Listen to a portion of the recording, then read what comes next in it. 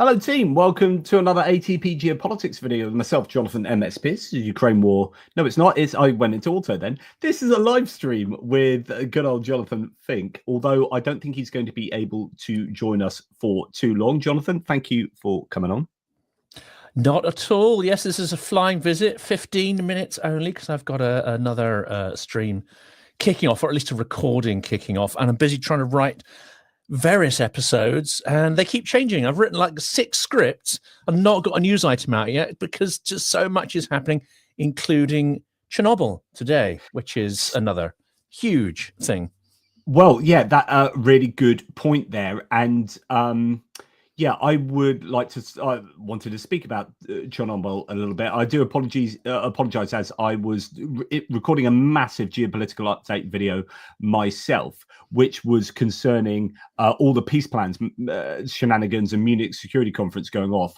And there's so much to talk about it. But actually, I wanted to speak to you about indeed Chernobyl being struck, although it wasn't something that's fundamentally challenged the structure of Chernobyl and the security of the infrastructure there. It is clearly, well, the Russians are going to say it's a false flag, I'm sure, but from a Ukrainian point of view, it's clearly a big symbolic attack. And this Spartan News says this was not an accident. Vladimir Putin knows that Trump is in awe of nuclear and are terrified by it, which is true. So Trump has said loads on nuclear before.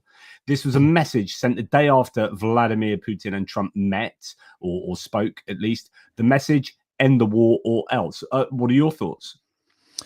I'm not sure about end the war. I think this is more a symbolic gesture to say, don't press us. Don't press us to either end the war or not end the war, but basically read off the script that we want you to read from. Now, that's not to say that Putin has written a script and handed it to Trump. I don't think that's how it works. But clearly there are people within the sort of MAGA inner circle, some of whom have slightly better information than others, some who, let's say, are slightly more adult than others, and some who are slightly less on a grift than some others are. But what you're able to do is to kind of create the script that the Kremlin wants by feeding these snippets of information into the ecosystem. And they've clearly been very successful at doing that. All you have to do is to look at the wider podcasting ecosystem on that sort of libertarian, evangelical, blah, blah, blah right that is very much shaping, the debate. And there are many, many people in Trump's circle that are repeating endless talking points of Russian disinformation, not just the kind of, it's all Biden, NATO, blah, blah, blah, but they're going back to narratives such as Donbass was an independent republic, that was a civil war, blah, blah, blah, blah, blah. We are where we're at, where we were 3 years ago. Nothing's changed. It was all for nothing. I mean, these are all narratives crafted in the Kremlin because they're all demonstrably false and actually ludicrous, but they ladder up into an ontology. They ladder up into a story and a picture of the world that has some logical consistency. It doesn't matter that every single point that builds that architecture up are false and clearly demonstrably false, but they do build a picture of reality. And I think that's what we're up against. When we do sort of fact-checking, when we try to call out individual points of falsehood, we're missing the picture that this is a holistic strategy.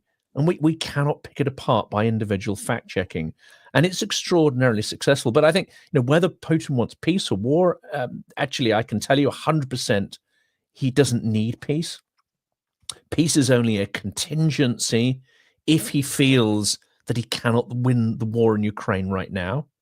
That is the only reason why he might want to go for peace, is to have a pause to rearm, a pause to be able to further divide and distract his adversaries, and maybe a pause to wait for China to make its moves on Taiwan when he could perhaps with, greater skill, greater resources, greater preparation, actually challenge Article 5 and relaunch his full-scale war against Ukraine. I know that's a lot of stuff in there. This is my thoughts on where this is going. Well, as Julian Rossiter says, and thanks so much for the super chat, Chernobyl is right on the Belarusian border with Ukraine. Goes to show how Russia regards one of its so-called allies. It's not an ally. Not an ally. It's a puppet state entirely controlled and manipulated by Putin. We got to get out of using that's an interesting sloppy language. Unfortunately, Yeah. no Well, offense to Julian, but it's certainly not an ally. Yeah, and I would have said ally just naturally, but I think that's an interesting distinction. It is part of its kind of it's a client kingdom, to use an old biblical era term. It's a client kingdom on the edge of the empire of Russia, if you like. But I yeah, think it's worse, Jonathan. I think it's worse. It's seen as a resource, nothing more than a resource. Yeah. If Lukashenko, and he was able to do this 10 years ago, he was able to, say things that the Kremlin didn't necessarily like. Now he couldn't do that. The minute he deviates from the script, he's dead. He's done. He's falling out of a window. So to talk about an ally is unfortunately misleading. So what happened with Lukashenko at the beginning of the war? So I think Belarus is a really interesting case study for I don't know, for something.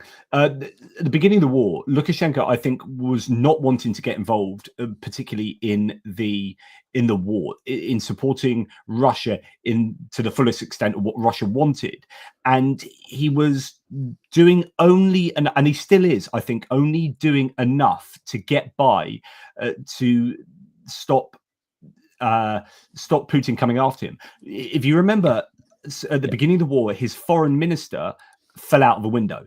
It was basically assassinated. I think he had like a heart attack or something, but it's commonly known or commonly thought that he was assassinated by Russia, and that was a foreign minister.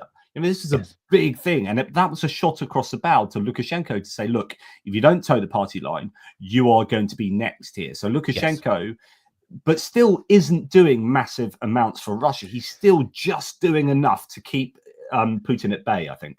He's doing enough there, and I think he's been able to get away with it because he said to Putin that Belarus is on a knife edge.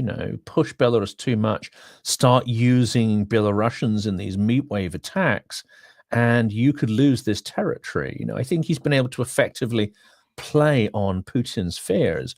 But does Putin see that as an ally or an independent country? Moving to the West, or no, he would see it as a color revolution directed at him. I think he sees Belarus as an extension of Russian territory, an extension of Russian ability to project geopolitical strength. So he would see that as an orchestrated color revolution. He'd see it as a direct attack on the Kremlin. I don't think he has any concept of seeing Belarus as an independent people or territory at this point. It's a resource, and one he is certainly paranoid about losing to Western influence. But of course, that's where the West are epically weak. If we were in any way at all smart, we would be seeking to destabilize that territory. We would be seeking to bring it down and foment a Maidan, quite frankly. Well, we've got so many places to concentrate on. You've got Georgia, which I think we have failed with, sadly. You've got Azerbaijan and Armenia that are the fascinating places at the moment that are trying to move away from the Russian sphere of influence, and countless other countries around the world. I mean, you think of Sudan at the moment, where on the Red Sea, Russia has now decided to build a port there that basically replaces Tartus in Syria and gives Russia the ability to project its power in exactly the same kind of region. Yeah. I also read this morning, I don't know if there's any, how much truth is there, but it seems that we have not lifted sanctions against Syria, which means that we're putting the new regime there under extreme financial duress and actually forcing them to keep the door open for potential return of Russian influence. So again, extremely myopic. There needs to be quicker reactivity there. I mean, I was hearing that they're still, as you said, they've still got the door open, which it seems insane since Russia were the ones that were bombing the crap out of them. But then the foreign minister, who is very close to the present leader of Syria, is married to a Russian woman, which is interesting. But as you were talking about disinformation, after you go, because I'll probably hang on and talk a bit more to the audience, but there's a Pekka Kaliuniemi thread, another Vatnik soup of his that I'm going to go through. You met him actually just before we went out to Ukraine, didn't you? I met him at an event. I've had the pleasure to meet him on a couple of occasions now. Lovely chap, of course, but an expert on the practice and psychology of Russian information operations. Absolutely. So he's got one on talking about European information defense against foreign influence operations and disinformation. So that's something we'll discuss a little bit later. I wanted to see, like, I have done I've done a real blockbuster of a video today. My Geopolitics video it's an hour and 10 minutes long because all the all the peace plan discussions going on in the Munich Security Conference, all the completely contradictory stuff coming out of the White House that I'm just trying to work out. So there's, at the beginning of the week, Hegseth said no to NATO, no to retaining the 1991 or regaining the 1991 borders.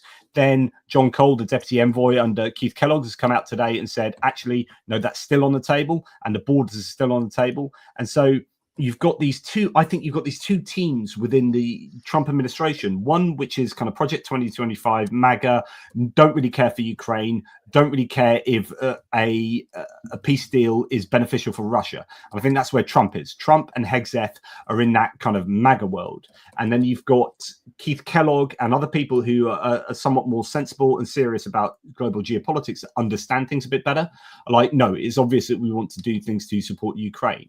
And those two circles are in tension with each other at the moment. And I think this kind of sums it up, which is Pete Hegseth. I'm going to play this to you and see what your thoughts are here. Pete Hegseth, hopefully you can hear this. Let me know. Can you hear this? President Trump has said. Yes, I can. No. Nor is 3%, nor is 4%, more like 5%. Real investment, real urgency. We can talk all we want about values. So he's talking about, no, we need to be investing 5% in NATO. And then you hear this today coming out of Trump's own mouth. One giant summit with you, Xi Jinping, and Vladimir Putin. Yeah, I could see that. Let things calm down a little bit. When I left, we had no Middle East problem. We had no Russia going into Ukraine. They never would have done it. Lie. Never would have done it. Lie. And I came back and we got like the whole world is blowing up. So when we straighten it all out, then I want to have one of the first meetings I want to have is with President Xi of China, President Putin of Russia. And I want to say, let's cut our military budget in half. And I'm going to have to jump in there because we don't have too much time so left. That's it. That's the end. But that's it. He's not Gorbachev. Saying, no, he's not Gorbachev. He's not going to do not just any deal. Whatever he agrees to, he's not going to adhere to. He's on a path of war. He's on a path of forever war, internal war, because his regime cannot survive now without war. The economy's built cannot survive without war. In fact, in 2007, he has publicly stated that he wants to tear down the international Western order. He has been at war with us in his mind since 2007 publicly, and most likely prior to that as well. Probably from the point where, the second, probably from the point where, we assisted in preventing genocide in Bosnia Herzegovina. From that point on, I think mentally he's been at war with the West and its interests. We do not recognize that. Everything else is froth. Everything else that Trump says is froth. Peace negotiations are froth. None of this is real because Putin is on a path of forever war. And I think in that point, 5% will not be enough to resist what is coming down the track. Britain during Second World War was up to about 40 to 50% of GDP. And in the height of the Cold War, I think it was 8.5%. These are the levels we're going to need to get to. 100% agree, soon. but yeah. the point of showing those two clips is you've got Pete Hegseth saying we need 5% being spent on NATO, and you've then on defense for NATO, and you've got Trump today or last 24 hours saying we need to cut our budget in half. So the chaos of like people keep saying chaos. Unpredictability. It's a method. It's a method, Jonathan. I absolutely don't agree. So I fundamentally would disagree with you here, because this is what people say. Oh, this the unpredictability. This is a method. I don't think there is a clear. No, there's no plan. There's no plan. So I plan. mean, it's a method of marketing messaging. It's a method of throwing spaghetti against the wall. Yeah. There are no values. There's nothing permanent. It's going to change from day to day. Why? Because people are going to react exactly like we're reacting to every single word. We're going to look at the logical inconsistencies. We're going to wonder what he's going to do. He doesn't know what he's going to do. I don't think But there's that's a method. the method. It's to distract and confuse. I'm going to have to probably jump as well. Last thing I'll say is that metacognition I don't think is there. So I think that is the method he uses, but I don't think he uses it because he recognizes that's a good method of throwing stuff at the wall. I think that's just how he operates. So I don't think he's clever enough. No, it's how he operates, not because he wants to make changes in the real world. This is our other mistake. We look at it and think that this is going to turn into policy. This is going to turn into concrete action. He has no such intentions. Some of the people around him might, but for him, it's testing messages, seeing what plays with his base, seeing what dominates the headlines, see what makes him more popular, and how he can destabilize, confuse, and enrage his adversaries. That's the plane he's operating on. It's an informational plane. And we read far too much into it, react far too much to it. In fact, all this is froth, because if Putin, as I believe, is on course for forever war, none of this actually matters. None of it matters. All that matters is us rearming and showing strength to Russia. That is the only thing that matters. Agreed. I better jump on that note. Take care. Yeah, Right. yeah. I'll see you later, my good man. Catch you later. Bye. So that was a quick live stream with Jonathan. I think there's a really interesting discussion to be had there. And forgive me for my own stream of consciousness, but actually, I do think that what we see from Trump is indeed, and I don't know it's the purpose of US politics. I think it just is US politics from a Trumpian point of view, is that you get a continued spew of this stream of consciousness that is disinformative. And I think that's just how he operates, because I don't think he's got a clear ideology in pretty much anything. He listens to what the last person told him. He doesn't do any reading, all this kind of stuff that I keep talking about. But it's important to understand who a person is, to understand why they say what they say. And with Trump, he's like, I'm really afraid of nukes, which is why I think the attack on Chernobyl was interesting today. And with Trump, he's like, yeah, I don't want to be spending, government spending, want to cut that back. And the DOD is, of course, one of the biggest chunks of federal spending in the United States, almost $900 billion worth of spending. And for him to say, let's cut the budget in two, I don't think he's thinking, well, my guy's just gone out to Ramstein to talk about upping the budget, or he's out in no, he's not in Munich, that was at Ramstein. He's or I don't know where that was, in Brussels actually, I think. But anyway, whatever. Hegseth is saying we're upping the budget to 5%. That's where we need to be. And a day later, Trump's going, I want to cut the budget in half. And there is nothing planned, I don't think, about that. I just think it is chaotic, and the left hand doesn't know what the right hand is doing. It's absolutely incredible that you have such a lack of consistency and coherence in the Trump administration. And so I go back to this idea that you've got like a circle of people who are Project 2025. You've got Stephen Miller, people that I think are being referenced here with Inner Hype saying Trump's scriptwriters are far-right enthusiasts. Yeah, people like Stephen Miller are like really terrible human beings that are at the heart of the ideology of the Trump administration. When he is sticking to a script and an ideology, it's that Project 2025 script. And you can go and look at the 900-page document that appears to be being played out at the moment, word for word. But when he's just talking off the cuff, it's just, who knows what comes out, and it's stuff that sounds good to him. Yeah, I don't like nukes. He's talking about de-nuking the other day as well, like getting rid of nukes, like nuclear proliferation is now suddenly big on his agenda. and cutting the budget in two. Well, that's a complete contradiction to what's just been said. In the same way that you've got Hegseth saying we need to,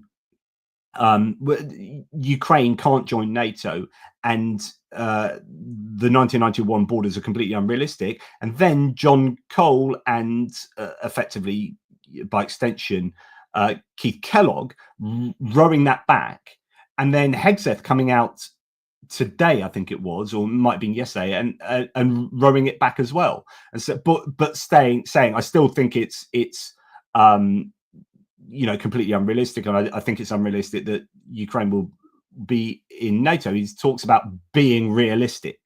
Right, that's his thing. I wanted to add some realism.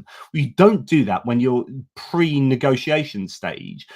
You don't give away Ukraine's leverage before Ukraine gets to sit down with Russia and hammer these things out.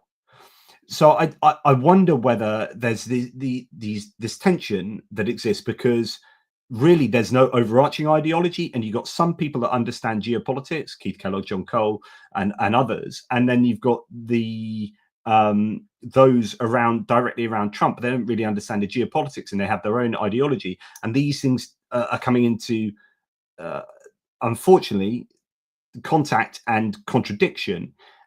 And therefore the signals that are coming from the White House, depending on who you're listening to, are different.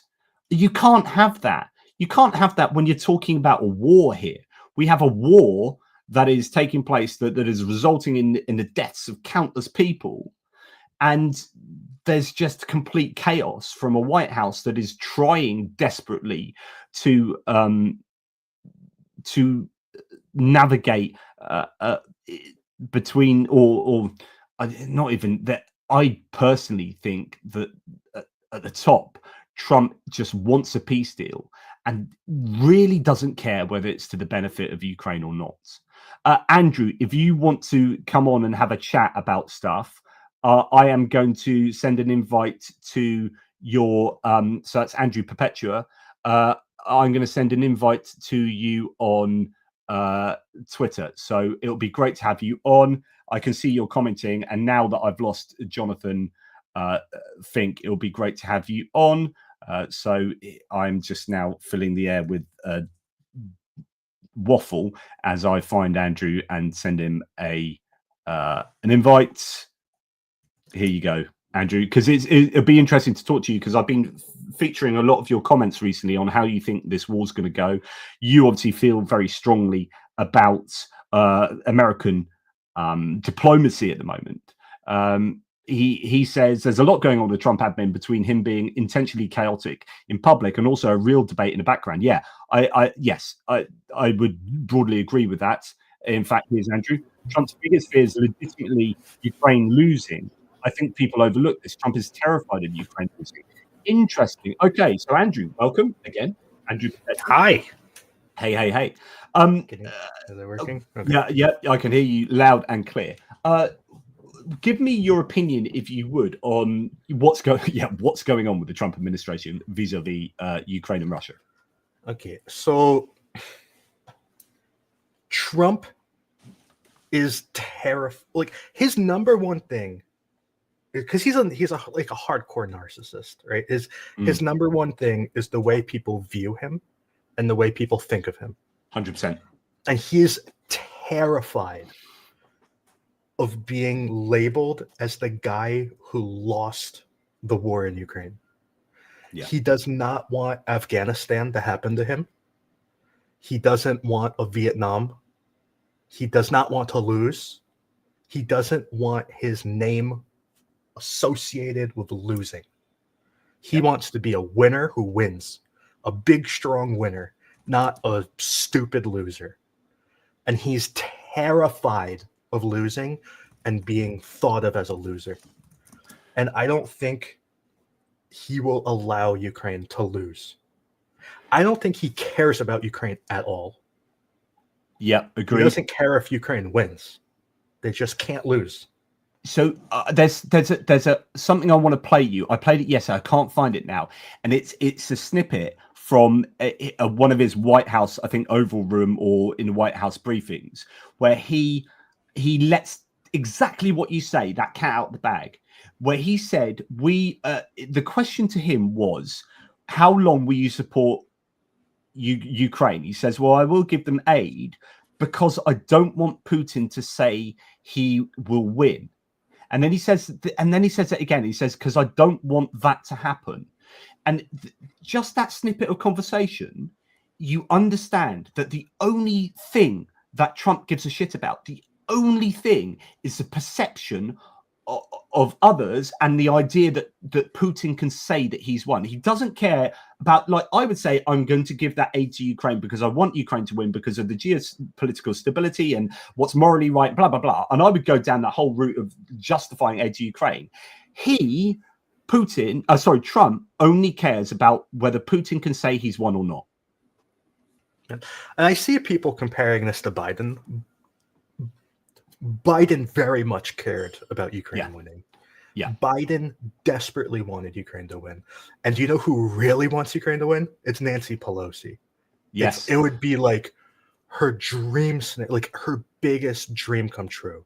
She wears a lapel, like a pin all the time. When you listen to her, I've played a number of her interviews, and she is, you can tell it from her heart. She is so pro-Ukraine. Trump couldn't give a toss. Yeah. So the reason Biden acted the way he did is because he was genuinely scared of a nuclear war. Yeah. And it was a true, genuine fear.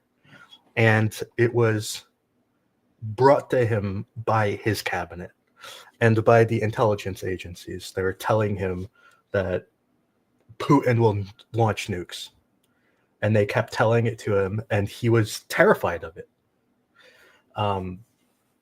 So that's what controlled Biden. And it was Biden wanted Ukraine to win. And I don't really know about Harris, but Trump doesn't care. Trump just doesn't want them to lose. So okay, yeah. Well, I was just going to say, I found that one. I just want to play this to you just because I played this twice now, and I've said, like, sometimes you need to really concentrate on the little things because they tell you everything. Let me know if you can't hear this, but I'm going to play this now. So they have a lot of other things, and we're asking for security in our money. They've agreed to it. Ukraine has agreed to it. You are not sending any more aid to Ukraine. No, we are, but we want it secured, and the money is going to be secured. When will the U.S. stop sending funding? When will the U.S. stop sending? Because if we didn't do that, then Putin would say he won. So if we didn't do that, we didn't send aid to Ukraine, then Putin would say he won. Like, that's absolutely not what I would give the reason for not sending aid to Ukraine. We're the thing that's holding it back, and frankly, we'll go as long as we have to go because we're not going to let the other happen. But we will go as long as we have to go because we will not let the other happen. And the other happen is Putin saying he has won.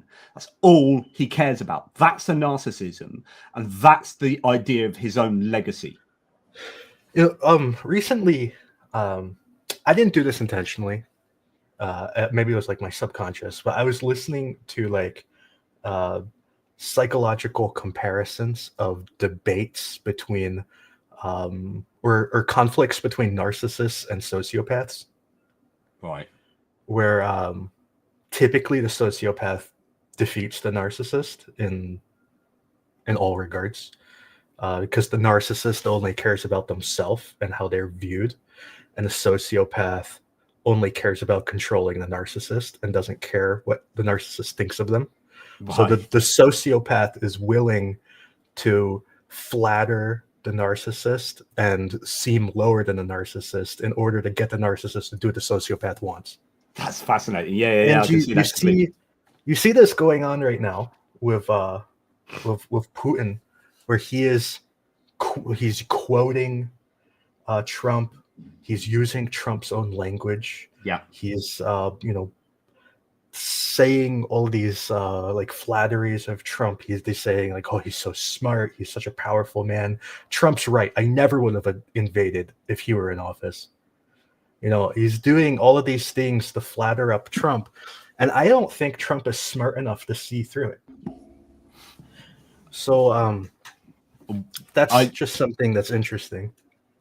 And you know, you're absolutely right. I totally agree with you. And it is interesting on Trump's Truth Social the other day, where he said he even used my term common sense talking about Putin. Like, and Putin had obviously done that probably. I assume, you know, like you say, it's a bit like NLP, you know, where you try and mirror the other person to try and, you know, ingratiate yourself with them physically, but you can do it verbally. And yeah, Trump picks up on it, and like, it's amazing. I use this term common sense, which is a bit like groceries. Have you heard of this term groceries? It's this thing about like bread and bacon and eggs. It's like people don't use the term much anymore, but freaking grocery store, mate. Anyway, but it's like he used my term common sense. You know, that term that I've coined to do with how we win this war just by using how we like. Yeah, it's crazy. I think the bigger example was the guy who said that he's a genius because he speaks in weaves. Yes, yeah, classic. That was because it's like that's the sort of thing you have to say to Trump, because like he's been swooning over speaking in weaves ever since. Yeah, like that like made his life. So yeah, and I'm not wholly sure that you know, I wouldn't give Trump credit that he's some kind of master negotiator, that this is all part of the plan, that he throws stuff at the wall to see. I think he does throw stuff at the wall to see, but I don't think it's massively intentional. I just think he is just like stream of consciousness kind of guy, where he just says stuff and then some things stick and some things don't, but he's not really thinking too much about it. He'll just go on to the next thing, and it's just like blah blah blah blah blah, and then he has a team of people behind that's trying to make sense of this and trying to push him in the right direction. And then this comes up against other people in the team who might have an even you know, different sense of what's going on. You Keith Kellogg, John Coles, and maybe even that. Who else does the same thing? It's Putin. That's exactly Putin's strategy. He just says things. Although it's not usually him saying it. He has someone else say it for him. But I think that's far more intentional. So I think one is like not intentional and just saying things, and the other one is a way that the Kremlin tests out ideas by intentionally throwing things and releasing them into the propagandist national television kind of studios, and they throw stuff at the wall and then they work out. I think there's a lot more agency that goes on, a lot more intention that goes on with it. I think Putin genuinely believes most of the things he says. Yeah. Whereas I don't think Trump actually believes much of what he says. I agree. I remember writing an article in 2016 about how he had 5 different views on abortion.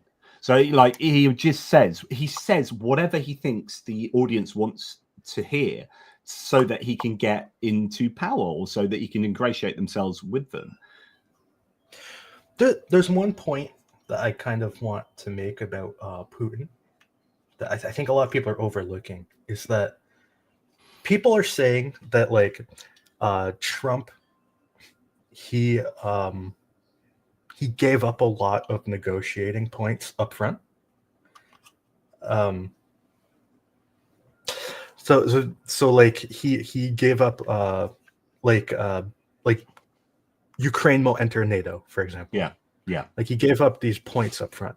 But people are ignoring that Putin has given up a lot of his points up front.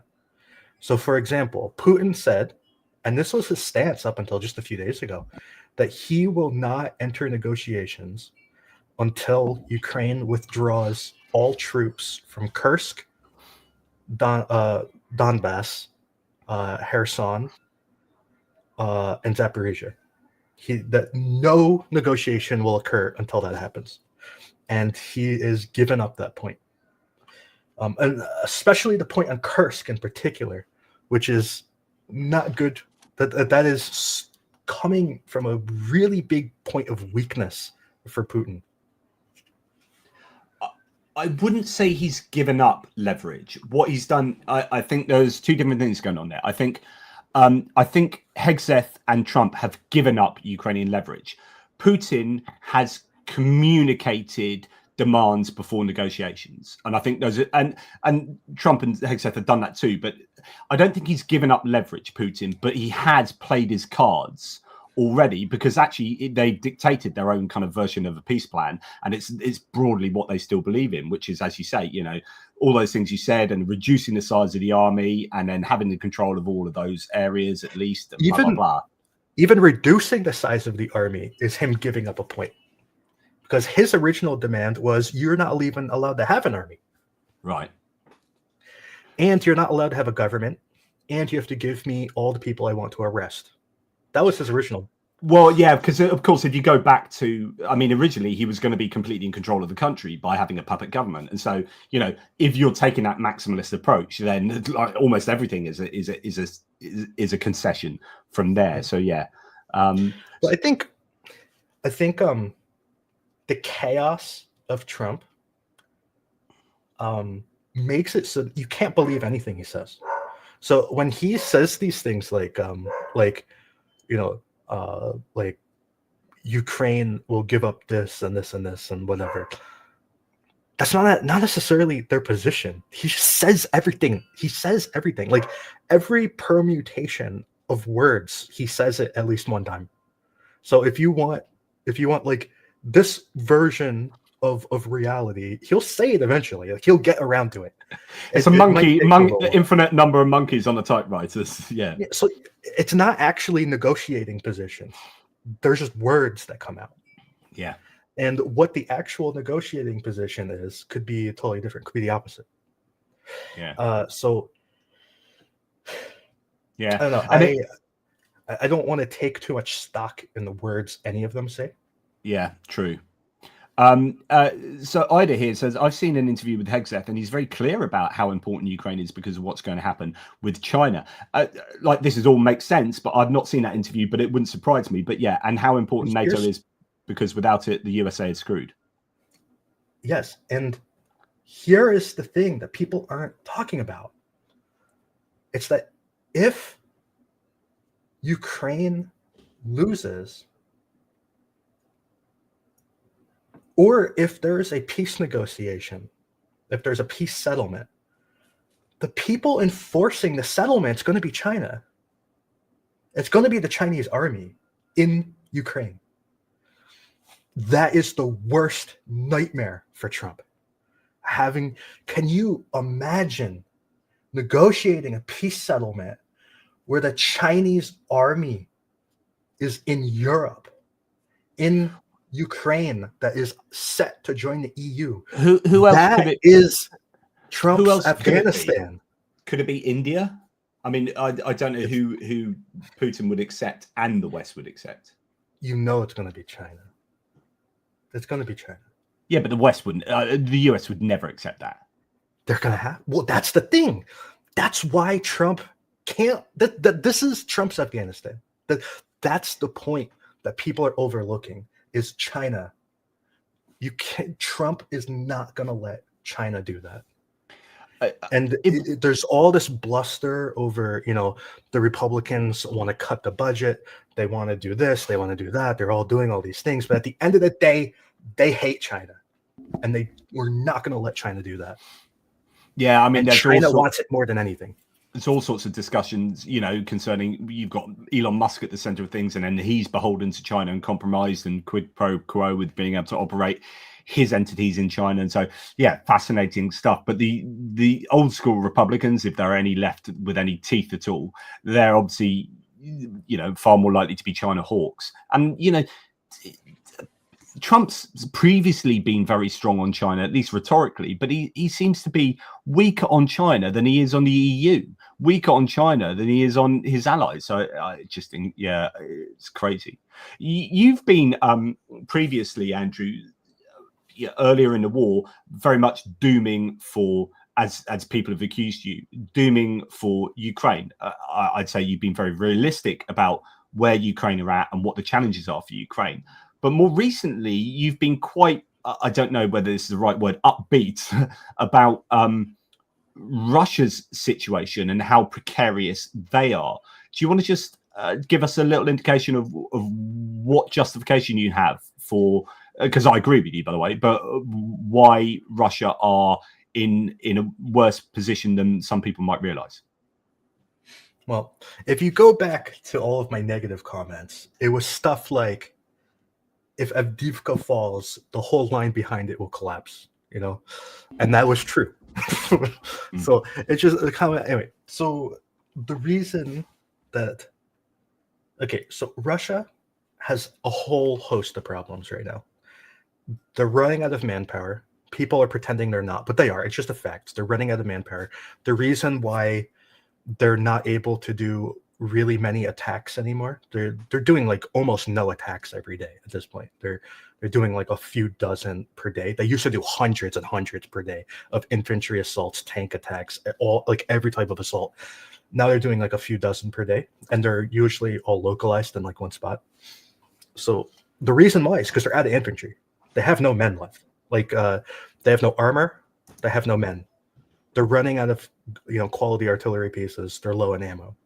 These are just all issues that like people are overlooking, and I don't know why. Like it's like the Russian propaganda has been so effective in brainwashing people with these like advances, where they say like, oh, we advanced here, we advanced there, we advanced here. I mean, if you think about it, like where is Russia attacking right now? Because like if you look at Pokrovsk, they basically stopped attacking Pokrovsk because they like can't. Okay, so like the northern part of Pokrovsk, like near Pokrovsk itself, they basically can't attack anymore, and now Ukraine is counterattacking. If you look to the immediate west of Pokrovsk, like that western flank, they can't advance anymore because the top part of that western flank and the bottom part of that western flank, like before it like with like the chin down there, those are like two different forces. Okay, so the bottom force I believe is like the 90th armored or division or whatever they're called. Anyway, so they're in the south down there. They have they're stretched so thin that they don't have the force density to operate anymore. They're like stretched to the point where they like literally can't do anything. Like if they take one step further, they'll like break like a rubber band. Like they're stretched all the way to the absolute maximum. So and that before we talk about that area as well, sorry, and I know I'm interrupting you, but also you've got claims like, for example, Grayskull today saying that there are gains in Toretsk, and this is like the second day in a row where I've seen claims that actually the Ukrainians might be pushing the Russians a little bit back in Toretsk as well. Yeah, that's it's hard to understand what's going on in Toretsk. We have our Toretsk expert, Audax. He's honestly the only person you should listen to for Toretsk news. Right. He's like,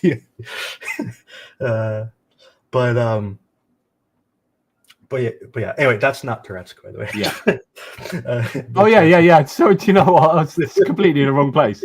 Yeah. Thanks for that. It's difficult to understand what's going on in Toretsk, and the reason why it's difficult is because it's difficult to chronolocate.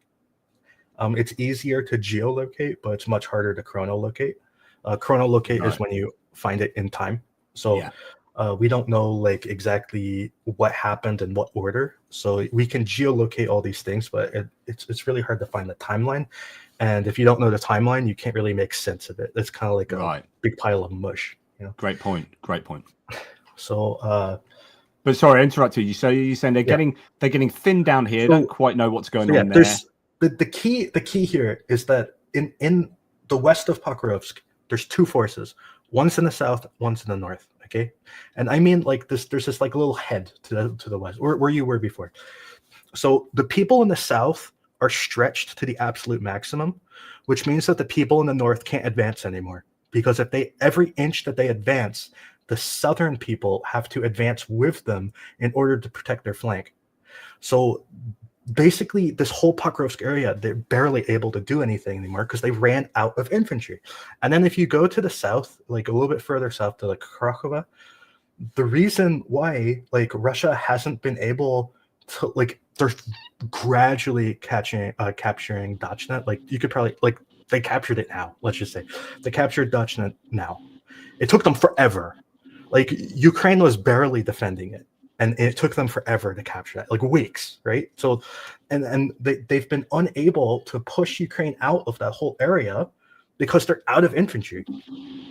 And I was wondering about that because technically this should be a piece of piss to really easy. Sorry to swear. This should be really easy to just close out there. Like you would think if you had the forces.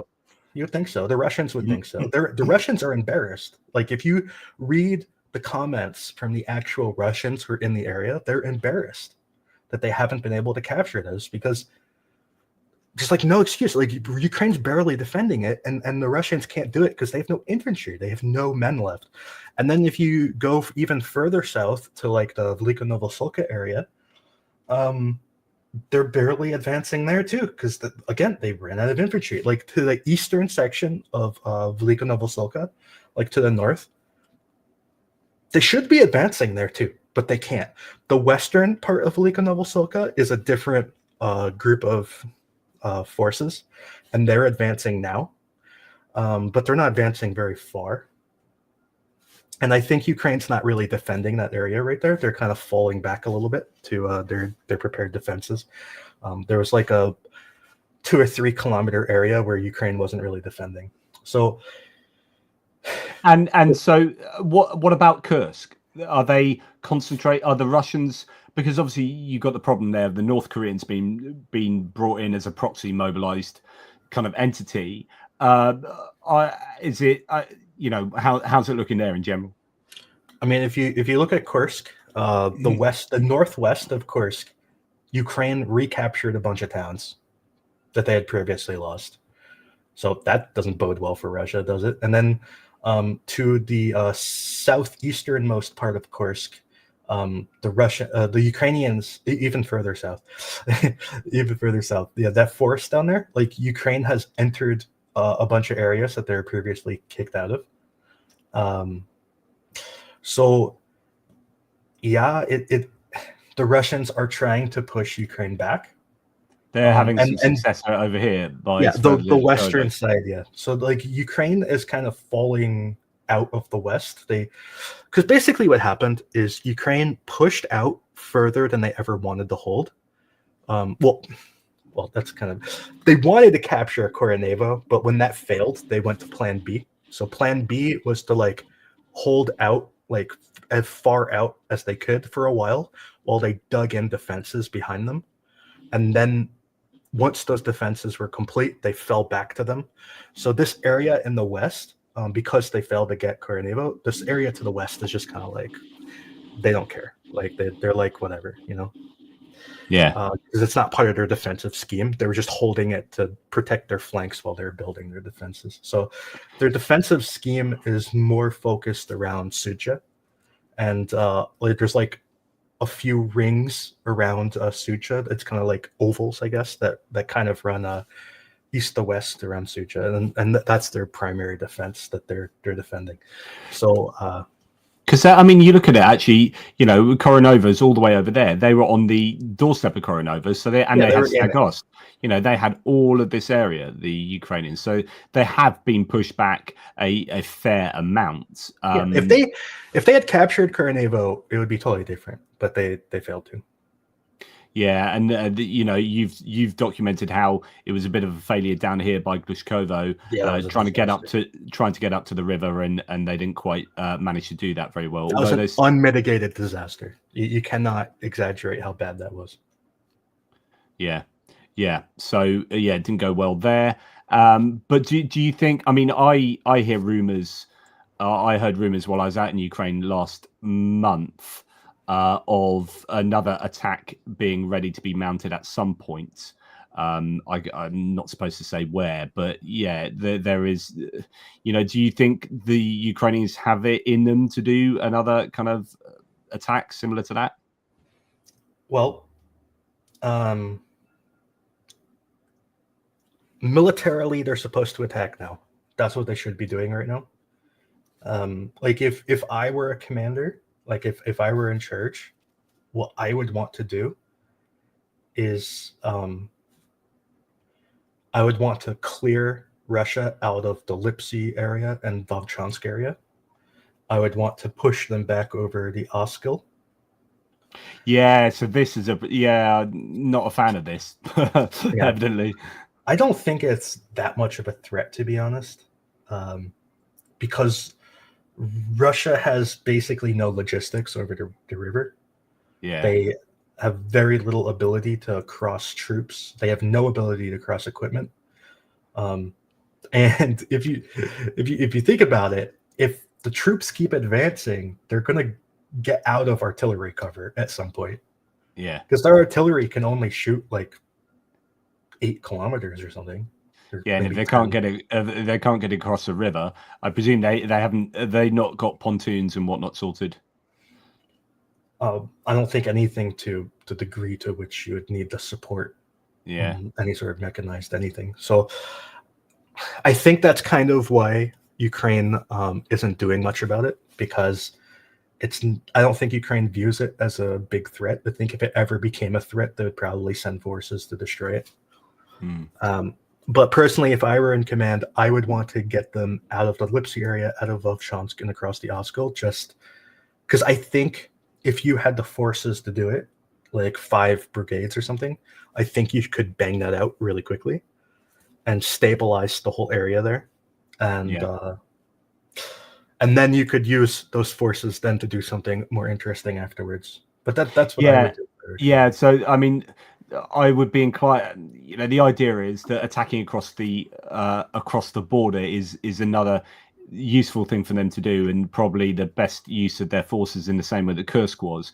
So you could imagine like doing that in Belgorod, like by taking what they've lost. And then having another, Shebekino and whatnot. You can imagine a situation where, if you're going to put the effort into retaking this, then just keep going. And then this becomes a big bargaining chip and you get close to, some major settlements going north there. So, Belgorod itself, if you get close to that city, then you can start really giving the Russians the heebie-jeebies. Interesting. Anything else? What about Kamyanska? Because there's been movement going on down there. I know in one of your videos recently you detailed this. Basically,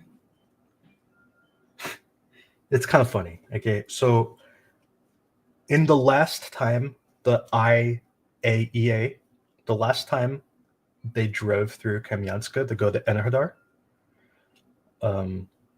or to come back from Enerhodar, I can't remember which direction they were going. The last time they drove through, the Russians complained that Ukraine used the ceasefire to attack Kamyanska. They say that Ukraine used that to move their forces into those houses there. And that's why they were able to capture it. 2 days ago, the IAEA came back through Kamyanska during the ceasefire. The Russians are on video moving into those same area and launching an ambush on the IAEA. Really? So I don't know if you saw this. No, I haven't heard anything about this, actually. If you go to the 12th on my map. Yeah, so those Russian dots there, that's the infantry that moved into position to ambush the convoy. That like flower thing in the bottom, that's where we called it a Russian love. We didn't really know what to call it, but it was a vehicle in the convoy. That green dot, I think, is the convoy moving through. So this convoy was attacked by Russia, and it was probably payback. They say that Ukraine used the convoy last time to advance, and they say that this was basically payback for that. Right. Although obviously the Russians say Ukraine attacked the convoy. Yeah. Interesting. So is that something that's going to be a more lasting kind of set of is there a larger objective going on here, or is it just a bit opportunistic and Ukrainians just took a little bit of land and they're not likely to take any more?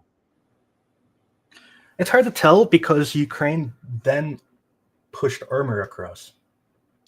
Yeah, you were saying that there was armor that was seen down here getting hit some days back. Yeah, so that armor, I don't think they've ever had armor here. So right. So it's hard to say exactly what's going on, but yeah, that's pretty much. It's interesting that a few days ago they attacked the IAEA, going to Enerhodar to check, or coming from Enerhodar. I don't know what direction. I think they're coming from, actually. So anyway, they were there to check on the nuclear reactor. They attacked them, and then today they hit Chernobyl. Yeah, interesting. It's 2 times in 1 week that they attacked nuclear power in Ukraine. Interesting. And what do you think? Do you think that is connected to Trump's being jittery about nuclear power? I don't know. I have no idea. But the IAEA thing, I was furious that it didn't get traction in the news. I don't know why it wasn't reported on. And now it's even worse that it wasn't reported on because they hit Chernobyl 2 days later. It's ridiculous. Yeah. Interesting. Well, it's good to have your opinions on that. It's interesting that in the live chat, Kevin Force is talking about, sorry, this is completely changing the subject here, but Pete Hegseth inviting far-right Pizzagate conspiracy theorist Jack Posobiec on his first overseas trip as defense secretary. He went viral at CPAC speech last year where he said, "Welcome to the end of democracy. We are here to overthrow it completely." That's who's now traveling with the Secretary of Defense and is supposedly even in Ukraine at the moment with I can't remember who it is. I think actually Kevin was talking about that in it's in Hegseth's team. He's now with Scott Bessent, who is the Treasury Secretary, so possibly in Kiev at the moment. So anyway, just reacting a little bit to the live stream there. Anything else about the front line at all, Andrew, in terms of, you're saying that, Russia are in some serious trouble. I mean, I've not been able to show any of your lost lists recently because I think you're probably inundated. I haven't published any. Yeah. I've been too busy. Dude, this week, one of our main guys went on vacation. Right. And it's been hard. And there was one day, the other day, we had 1,400 lines in our sorry, my dog's kind of going crazy. You probably hear him. But there were 1,400 lines in one day. You don't know what that means, but that's 2 days worth of work in one day. It's ridiculous. Insane. And it was a miracle because we managed to finish that day on time. Like, I was done before I went to sleep, even though it was 2 days of work. But the next day, I was so exhausted. And, like, we've fallen behind afterwards just from the hangover of that. And is that just because... So what is underwriting that? Is there more destruction of vehicles than there ever was? Or is there more publishing of footage? Or both? It's GIC choosing to make us suffer by following as many channels as possible. Right, so it could well be that you're just seeing more and more footage now. But the amount of destruction might be fairly stable. I don't know. Oh, sorry. Hello? The amount of destruction I don't think has changed that much. There's much less combat. There's much more reposting. The Russians are getting really desperate for content because they're not attacking anymore. They're just not attacking anymore. So they're like really reaching. Like some of these attacks that they're posting are from like 3 years ago because they need to show something happening. And they're like, here's a tank attack from 3 years ago. And obviously they don't tell you it's from 3 years ago. They make it sound like it's from yesterday, so and a lot of the content we're getting is frankly increasingly boring because it's like drones attacking piles of dirt and stuff like that. So Are you still seeing?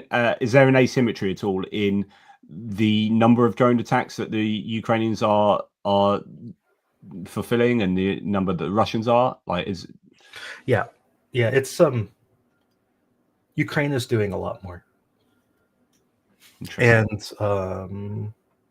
the Vandal drones are interesting. I don't know if people know this, but there are night vision Vandal drones now.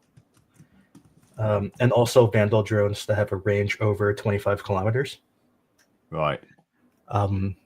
So people are like in Ukraine are getting upset by Vandal drones. I don't think Vandal drones are going to be a weapon for too long. There's kind of a dead end technology, and there's a lot of pretty easy counters to them. They always strike me. I mean, I only ever look at them and say on just Google image searches, but there always seem to be these quite basic frames. Is that the Vandal drone there? Yeah. But the thing about the Vandal drone is that people keep saying that they're immune to EW. They're not. They're immune to specific types of EW, but those EW are very primitive EW. They're like kind of civilian grade EW. They're not really military EW. Vandal drones cannot survive military grade EW. Like, they will get demolished. So this is a matter of getting legitimate military grade electronic warfare to Ukraine, which is something that Biden was extremely against. I think we've talked about this before. Biden was hugely against giving EW.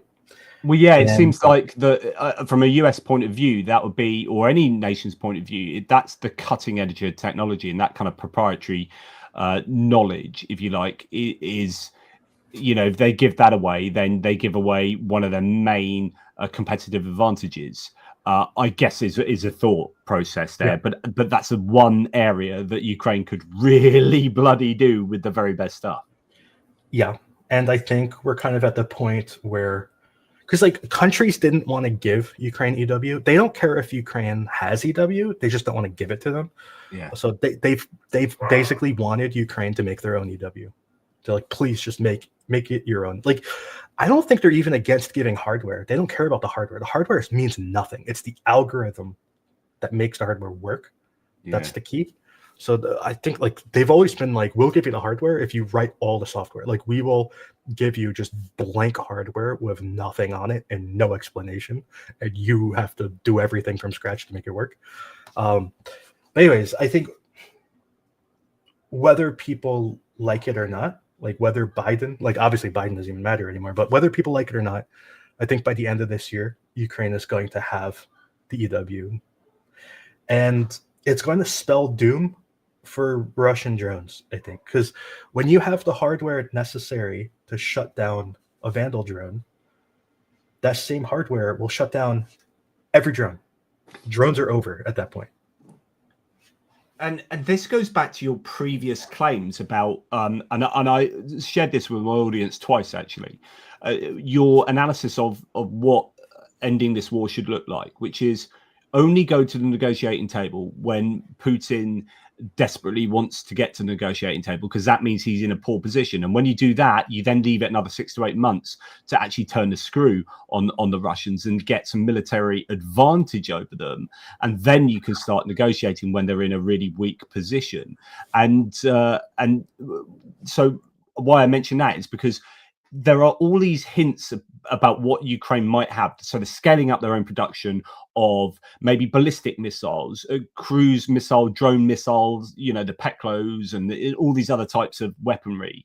And then maybe getting electronic warfare, maybe getting stuff from the West in meaningful sort of quantities, other things. I know obviously the US aren't going to be playing a major part there, but, you know, you could get a situation arising in the next 6 months where the Ukrainians could establish a bit of an advantage over the Russians. Now, that's not to say the Russians aren't producing their own stuff, but I don't know. They don't seem to be throwing too much in terms of military hardware on the front lines, and even aerial hardware. It's still the same guided glide bombs and the same kind of missiles, a few different drones occasionally. But yeah, I don't know. Do you think that the next 6 months you might see a Ukrainian kind of resurgence or an advantage on the battlefield in some ways?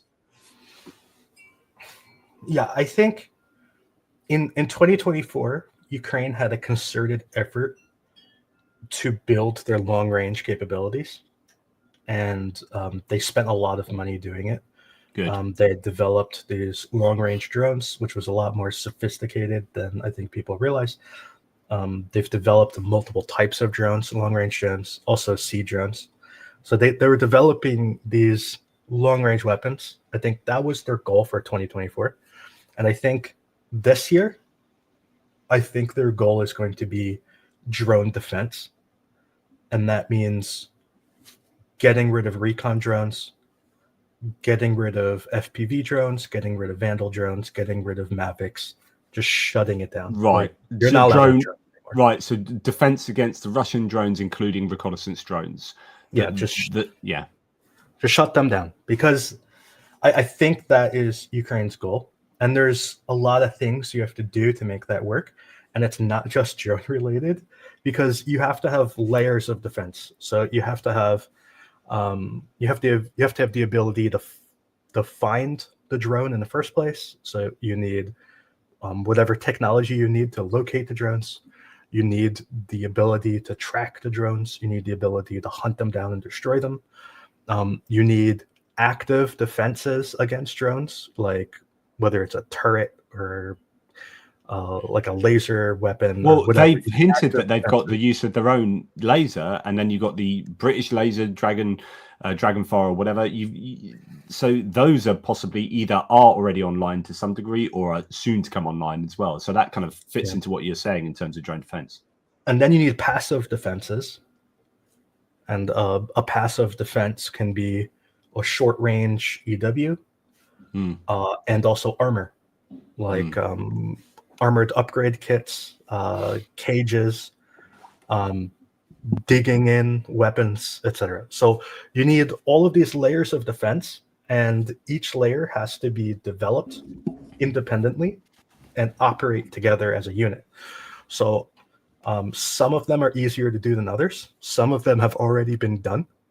Or at least been done in tests. Certain parts of the front are doing it already, but it's not everywhere yet. And part of this you've already seen like lots of footage. So the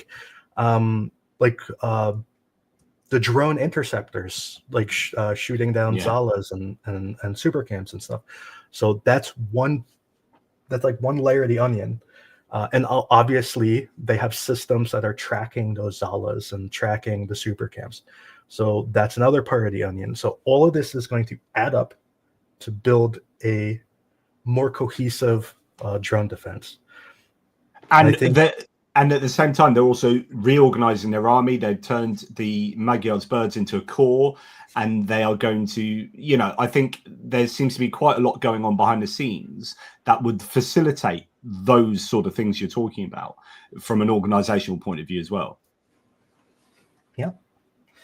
So I think what you're going to see this year, in no particular order, but I think you're going to see all these things. I think you're going to see armor kits for vehicles. The same way we see like the Brat armor for a Bradley. I think you're going to see more and more vehicles get those sorts of armor upgrades. I think you're going to see armor upgrade kits. I think you're going to see caging systems for vehicles. And I don't mean like the crew just making something. I mean like formalized. Yeah. So I think I think those two things are going to happen. I think you'll see them at some point. Probably not for every vehicle, but for specific vehicles, like the most common ones or the most vulnerable. I think you're going to see increasing numbers of drone interceptions. I don't know if you've seen the shotgun drones.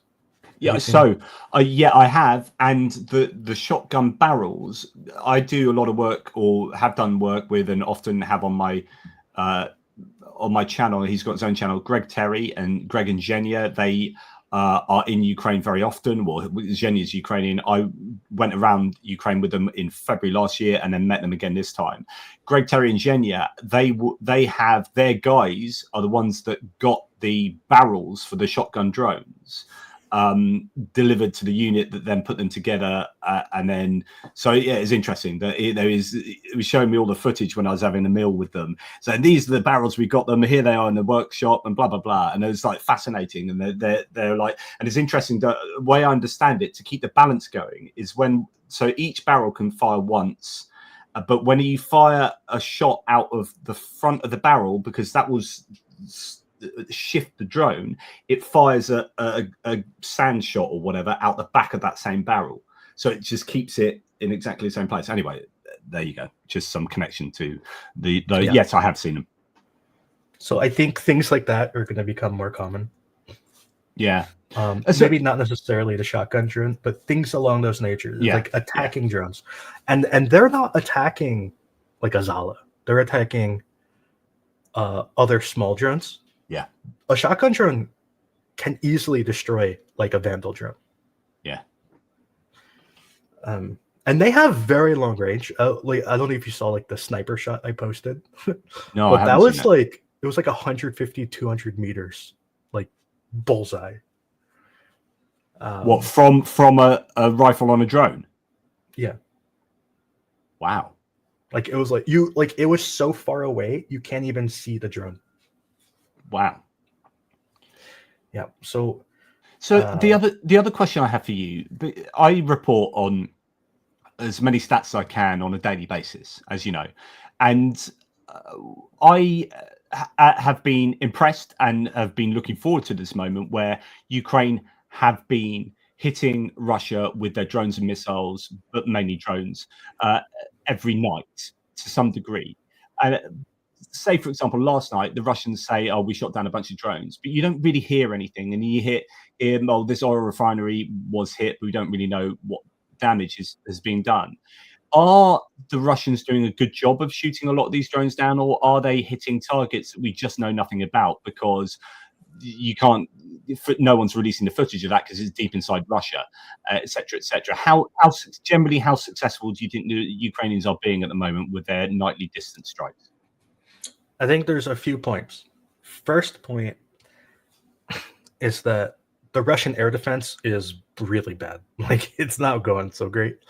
But the second point is they have a lot of EW, and their EW doesn't really shoot down drones, but what it does is it like disrupts them so that they lose accuracy. By like confusing their INS, which is like inertial guidance system, which we heard happened at one airbase where they hit it. We're going back like a year, and something like I'm going to make these figures up, but something like they actually sent 50 drones and only 2 got into the airbase, and then they subsequently changed their drones or whatever and then attacked that airbase again. I can't remember when, but with more success recently. But yeah, so their electronic warfare is effective. Yeah. So first, Russia can shoot down drones. They're not that good at it, apparently. Second, they have EW. Third, they suppress news. Fourth, a lot of the targets you're going after are in the middle of nowhere. Like people, like they're on like military bases that people aren't allowed to go to, and you might not even get footage of it. And if it's late in the night and like in the middle of nowhere, like what are the odds of someone filming it? Also, probably just like logically speaking, probably most of the attacks don't do much damage. So, and that's just the way it is. And that's why you've got to have the scale. That's why, like, and I keep talking about, I mean, I don't know what the hell I'm talking about, Andrew, but like my point has always been, why do they keep sending like 6 drones there, 7 drones there, 5? I'd be like, right, we know that's a target, 100 drones, just absolutely just overwhelm the air defenses. But it seems that they are doing that a little bit more, but it's about scale. It's about having that many drones and missiles produced, and we're kind of getting there, but as ever, you know, it's slow going. Yep. And yeah, sorry, Karen. And they're using lots of different types of drones too. So, and some of the drones are more effective than others. And some of the drones, I think, are to send a message. because they occasionally use just giant airplanes as a drone. Yeah, It's yeah, like the Foxbat or whatever it is. yeah. So I kind of think those are more to send a message, or maybe to hit like a really easy target. Yeah. I've got a question for you from a viewer. I'm just going to show first of all the Foxbat drone that I was just talking about. So that's it there. I think is it the Foxbat? Is that A22 Foxbat drone? So that's that one. It's like a mini aeroplane that gets sent. That was one that was sent at the Alabuga. One of the first, I think, strikes was the Alabuga production for the Shahid drones, and it hit between two buildings, unfortunately. But anyway, Goose Springsteen says, what does Andrew think of Michael Kaufman's view that the casualty ratio, while favourable, is insufficiently favourable to trend to the long-term benefit of Ukraine? Is there a risk of the Ukrainian front line collapsing? Hello? Sorry, my dog's going crazy. I've tried to mute myself. No worries. Anyway, no, I don't think there's any risk of the front collapsing.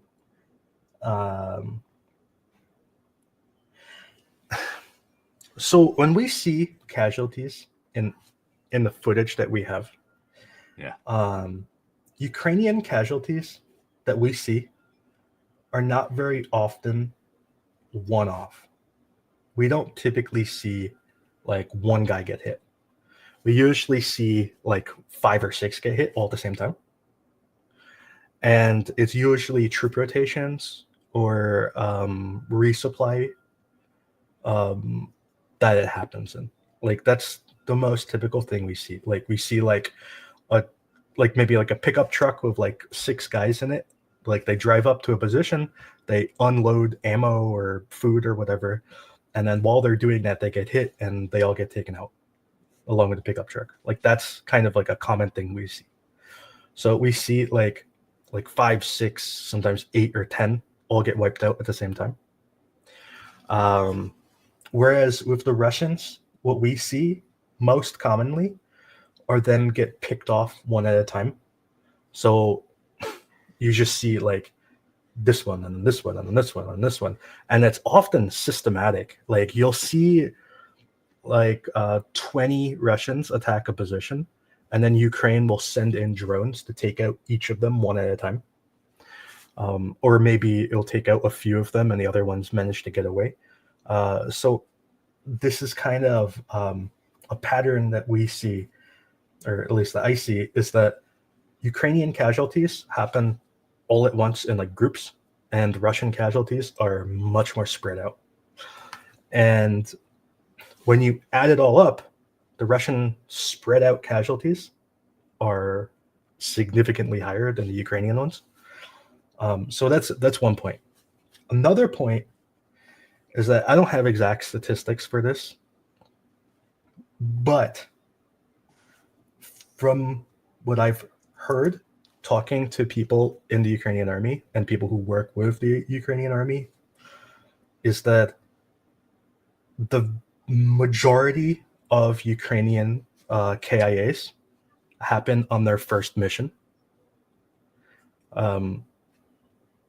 So, and the majority of, and we know that the first mission, if it's done with few or no veterans, take the most casualties. So, So for example, if you have a unit that's like 30 guys and they all have no experience and they go into combat, they all get wiped out. And we see it happen. Like we see people they all get wiped out. Whereas if you have a unit of 30 guys and like 5 of them are new and 25 of them are veterans, they take like no casualties. So we see these attacks that appear like on paper, like if you were just to analyze it on paper, knowing nothing, and the attacks are almost identical, where it's like 5 guys in a truck drive here and do this, right? But sometimes we see all 5 of them get wiped out, and sometimes we see all 5 of them go in, do their mission, get out, and like they don't even get shot at. And if just on paper you see like, oh, it's like you would say like, oh, 50% of them get wiped out, but then you like actually watch the footage and you see like the 5 who got wiped out clearly didn't know what they were doing. Like the route that they took to get into the position was too obvious and or not aggressive enough, maybe too passive, so too long, or they would hesitate in the mission. Like they would get off the truck and then just kind of stand there waiting because they don't know what to do or something. And then, you know, so it's like all of these clues that they're rookies basically. Whereas the 5 who survive, they drive in headlong, get into position, get out, do the mission so fast that you don't even know what they're doing. Like it could be like 5-10 seconds to go out, do a mission. Like some of these like attacks, they take seconds. They go out, do what they're doing. Like sometimes you don't even reload your rifle. You just go bang, bang, bang, bang, bang. One guy throws a bomb in a dugout. They all get in, drive away, and it's done in seconds.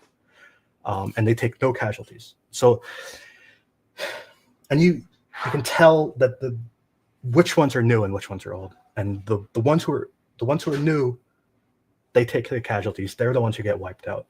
And this is an issue that I think everyone in the military knows about.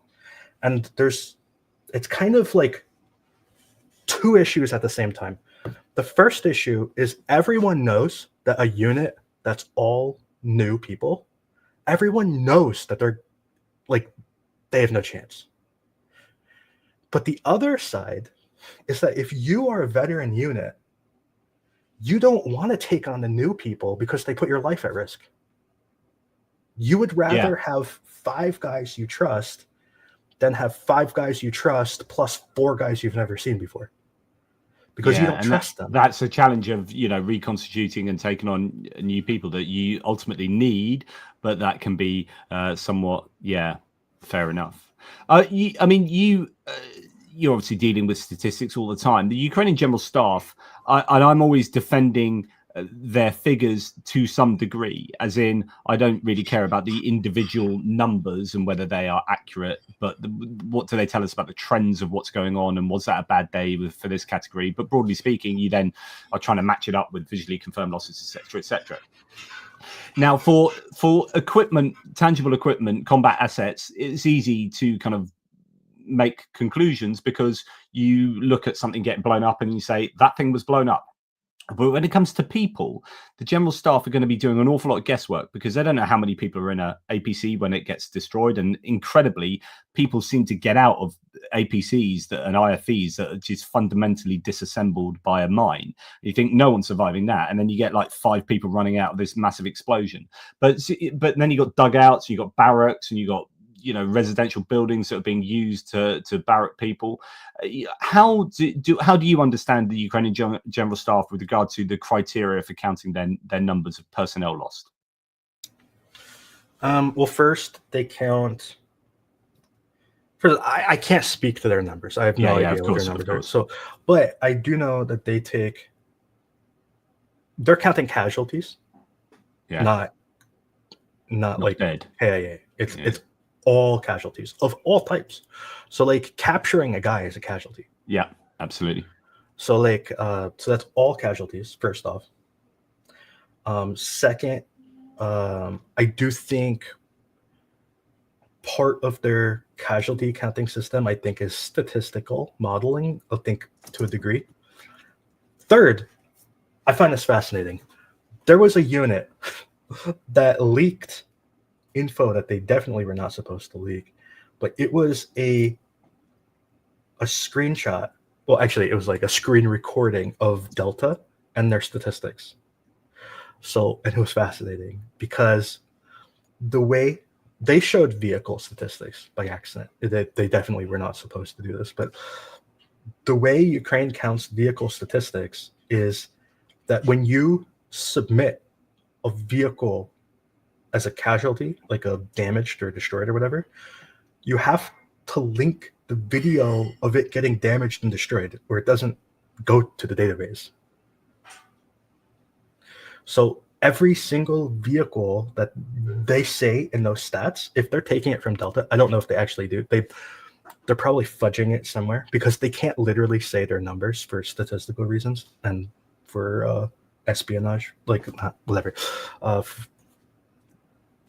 for spy reasons. They can't say the actual number. They have to mess the number up. But every vehicle that they say has video evidence to it.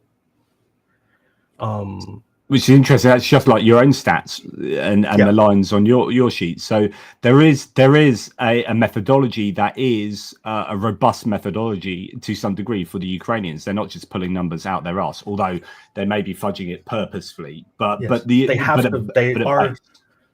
are fudging the numbers. That is just a fact, and they have to for statistical reasons, and it's basically dealing with the issue that you don't want the Russians to know exactly your statistics, because that gives them information about your statistical collection.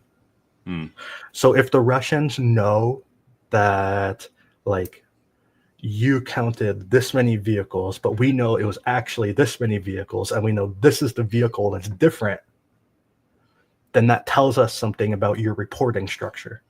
So you have to fudge it, because giving the actual information is too much. It's too dangerous. Just a last couple of points for you, Andrew.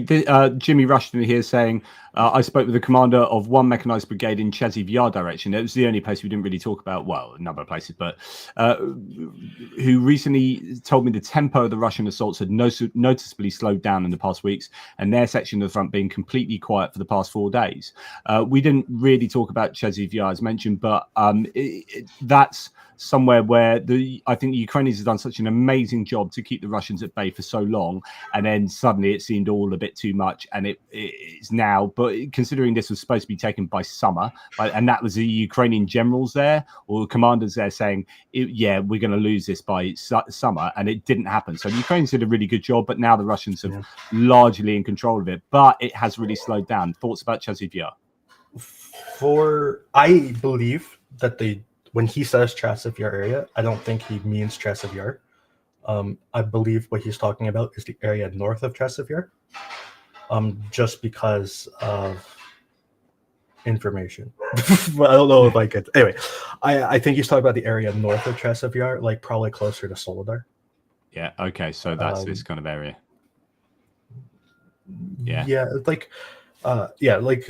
Like probably like Orkhovo-Vasilivka to Fedorivka, like that area. So I think that's the area he's talking about. So you think that it's still pretty hot in Chasiv Yar then?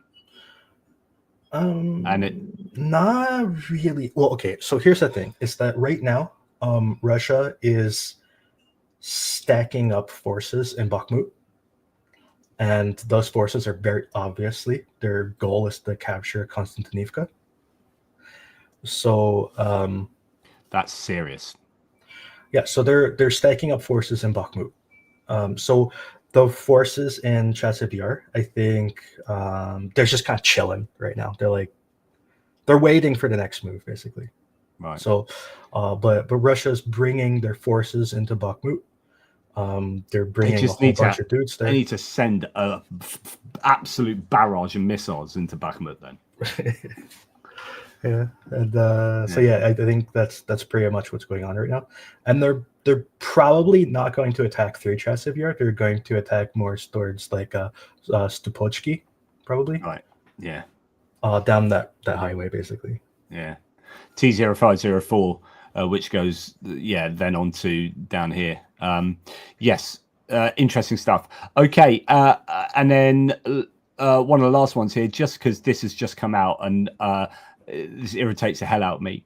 So Pekka Kaljuniemi talking about what's going on at Munich. JD Vance at Munich is speaking to, apparently, I was just reading as you were speaking before, he seems to be going on the whole MAGA culture at talking points and trying to make sure that Europe becomes MAGA. And apparently he said the biggest threat to Europe is, and this is like Trump saying, the biggest threat to the US is the enemy from within. The biggest threat to Europe is not Russia, but the stifling of free speech by Brussels bureaucrats. He says this because US companies like X and Meta are dependent on users from the EU, and they don't want to lose the revenue stream due to the Digital Services Act. So this is interesting. We'd heard previously Vance threaten the EU with the US pulling out of NATO if they regulate Twitter. And this seems to be Vance's pet peeve here. And they want to keep the platforms free because it helps populist and often pro-Kremlin parties like the AfD in Germany and Reform in the UK. Incidentally, Vance doesn't give the same speech in Turkey, Russia, or India. Yes, well said. So that's what he's worrying about: free speech rather than at the Munich Security Conference, rather than fricking Russia. I had an idea about this the other day. It's like a shower thought, just for fun, Yeah. I was thinking, like, we could pass a law, because I think this would just be a fun game for people to play. We pass a law that says that social media is forced to mark every bot as a bot. And if they get it wrong, like if you can prove an account is a bot that they don't mark as a bot, they have to pay you $500. What do you think? And vice versa. If they mark you a bot and you can prove you're not a bot, they have to pay you $500. I just thought that would be a fun mini game. Brilliant. Love it. I'm a big fan of that. I hate bots. I hate bots and trolls. Talking about showers, mate, this is my favorite meme, is the shower meme. What happens in the shower? Cleaning body, winning fake arguments. That's my favorite. I love that. I have had so many arguments with people in the shower, and I've won all of them. But I've always been in the shower alone, right? So think of how much money we would all make pointing out the bots. Yeah. Yes, this is true. This is true. Yeah, but he's not interested at all. He like almost didn't buy Twitter because Jack Dorsey said, well, maybe 5% of Twitter was, not really who they say they are. He's like, I'm not going to buy that. And then he buys it and then allows that to multiply in orders of magnitude. He doesn't care one iota. Final one, thanks, Goose Prinstein. A crucial part of the trade for Kursk must be the Zaporizhzhia nuclear power plant. Without that, Ukraine can never rest easy, as it's a sword of Damocles Russia can hold over Ukraine with the constant risk of an accident. That's a good point. I've never thought about that, about getting that back in exchange. Interesting. Any final thoughts on that, mate? Not particularly. I know that there was a point in time where Ukraine wanted to capture it by force. Yeah, and they went across the reservoir, didn't they? Yeah, it was November 2022, I think it was, if I remember correctly. They tried to go across the reservoir on boats, and they failed. Basically, they had to turn around, and they probably lost a fair bit because there's an awful lot, or there was at the time an awful lot of equipment based in there, because you can safeguard it for getting blown up. So the Russians keep a load of stuff there, and they were just hammering the boats as they were trying to come across to attack Onodha. That's how I remember it. Yeah, I think there's more reasonable crossing points a little bit to the west. I think Ukraine could legitimately try at some point. Well, now, of course, most of that, it's not on this one, but on Google Maps, the more you go, the more you zoom in, it turns into land. Because of course it is now broadly land. Right, I say the last one, but Goose Springsteen's done this again. Thanks, Goose, for all your support, by the way. How reliable are the Ukrainian claims of Russian heli and jet losses? I've answered this before. Is that at the beginning of the war they were wildly inaccurate, and now they can't. I don't think they've got the guts to correct them. I've repeatedly heard in the first year of the war these Russian losses were massively exaggerated. Yeah, that's what I've said, but it'd be interesting to see what you say. Well, I'll tell you one thing. A lot of the people who said that those numbers were exaggerated, every few days, not maybe every few days, but like every few weeks, we find one of those jets. Right. Interesting. Like we're finding them like laying in a farm field or laying in a forest somewhere. And they're coming, they're like bubbling up very, very slowly. So who knows if they were exaggerated. Yeah, maybe they were being honest. Interesting. Yeah. Fair enough. I mean, I'd love that to be true. Absolutely. I'm going to go with that. Just a few thanks. BTC Bandit, thanks, mate. Really appreciate your support. Always a good support of the channel, as is Richard Bennett with those ATP Geopolitics memberships. Johnny Nedregard, great stuff from you, my Norwegian friend. And Kevin Forst, always a legend. And thanks to Goose Springsteen for all of those brilliant questions as ever. Yes, so thank you, Andrew, for coming on and saving me from Jonathan Fink doing a runner early doors. Really appreciate that, and it's always great to get your thoughts on pretty much anything and everything. Any last thoughts about sort of peace deals or anything really that's on your mind at the moment? I don't think there will be peace. Right. Okay. Also, my other question, just briefly, did you read the Danish report the other day? No. What's that? It was like, I'll send it to you. Yeah. And then you can read it and maybe talk about it sometime. Yeah, please do. So, interesting. You piqued my interest. With regard to the peace deal, like the sticking point is going to be security guarantees. So if Ukraine can't get into NATO because the US has said you can't get into NATO, and Europe can't and won't provide that many soldiers that are needed to secure peace along a front line and to stop a ceasefire from becoming just an opportunity for Russia to have a second bite of the apple, then there will be no peace deal. It's all about security guarantees, and we've known this for ages because Zelensky's told us this, and he said number one point on the victory plan for Ukraine was NATO guarantees, security guarantees. So if the US are saying you can't join NATO, then that's the end of the peace plans, as far as I'm concerned. It's not necessarily NATO. I know a lot of Ukrainians, or similar. Yeah, it's not. I know a lot of Ukrainians don't want to be in NATO because they think NATO isn't good enough for them. Like they think NATO has to get to their level first. Yeah. Nice. So, but yeah, really, what you need, it's not security guarantee in the form of military. What you need is a security guarantee in the form of guaranteeing democracy, and part of that, I think personally, maybe the best thing that could happen would to have a third party review the election of any Ukrainian election. And I would volunteer Norway because I just think Norway or Sweden or maybe Finland, because I think they'd do a good job. They'd be honest about it.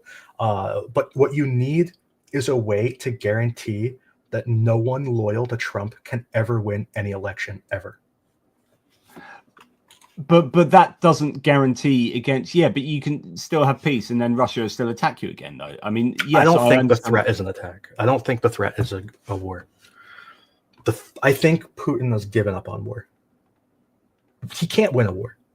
Yeah, that's interesting. But the threat is becoming Georgia. I've never thought of it like that, and actually, because I promised we'd end this video. I have long said that I don't think Russia really can go on further than Ukraine. Like, in order to attack further than Ukraine, they'd have to take on board all of those Ukrainians to become their army, and they would just not do that. And you'd have insurgency, etc., etc. Russia's ground forces have been generationally, I think, degraded, and that means that taking a second bite of the apple, if there's a ceasefire, if Ukraine was still being supported at least somewhat by Europe and allies, they would be able to reconstitute militarily, certainly with equipment. And I think that yeah, so actually the security guarantee is more about their own political stability and democratic future. I've never thought of it like that. That's something I really need to think about. Thanks, Andrew. Yeah. Good stuff. Well, that's given us food for thought. Well, look, really appreciate the work you do. And Richard Bennett, yes, JD Vance is a pro-Russian cockwomble. In fact, most of that administration appears to me to be such. As many people say, Andrew, thank you for your work. Thanks, Andrew. Love the work. It's funny. Some people say, thanks JP and the team, JR and Andrew, as if like you're one of my team or something. It's like, it's because I talk about you so often that people think that, yeah, anyway. So yeah, Andrew is definitely not part of the team. He has his own team of people who are doing sterling work, absolutely sterling work. Please go and support them if you can. There are links on the top of his map to support the costs involved in the mapping and everything they do. The man does so much work with very little sleep, so please give him all the support he deserves. Yeah, I'll tell you something funny. The other day, someone canceled their sub to me, which is fine. But the reason he canceled it was because I support Russia too much. Okay, fair enough. Yeah, you and your constantly supporting, you and your love for Putin. I know you, Andrew. You are nothing if not a huge Putin fan. So there you go. Yeah, please don't cancel subscriptions to Andrew on account of his lack of support for Ukraine. Yeah. Yeah. Well, look, thanks, my man. And thank you to all of those in the live chat who are always so supportive of what I'm doing here. I really appreciate it. It keeps the lights on. Thank you. Otherwise, I literally wouldn't be able to do what I do. So thank you. Thanks to Andrew for all the work he and his team do. And I do look forward to the day when those lost lists are back, because I am actually quite addicted to them. And my days are just not the same without them. So it's going to require our guy coming back from his vacation and working 29 hours a day. Yeah. Fair enough. We're only behind on a few of the days. So like a few of the days are like almost 100% done, and a few of them are like 80% done. So it's not like we're like monstrously behind. It's just that we can't catch up until he comes back. Yeah, fair enough. Well, I look forward to that. Indeed, there has been lots to think about, and it's been great to. I actually feel quite good about things talking to Andrew these days, because I have this recognition that I think the Russians are in a perilous position, but then it's super frustrating that the US has changed administration, and then they've got a chance to really put the nail in the Russian coffin. And they're kind of coming out with all sorts of contradictory crap. And here's the time to be really decisive. And here's the time to absolutely hammer Russia. And it doesn't look like they're taking it. But anyway, that's, yeah, you've heard enough of me saying that. Thanks, Andrew. You take care. Stay on the line a second. And thanks to everyone else in the live chat. Really appreciate your support. Toodle pips.